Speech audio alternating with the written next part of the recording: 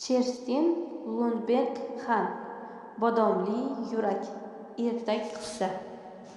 Kitob qahramoni Oskar sizning tengdoshingiz. Uning hamma narsasi bor.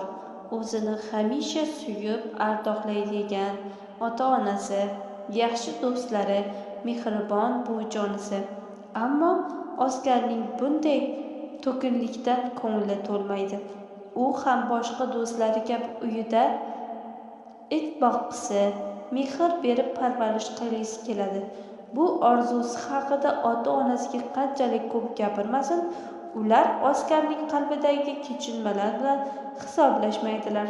Chunki oila yaqin kunlarda yangi mehmonni kutib olishi kerak.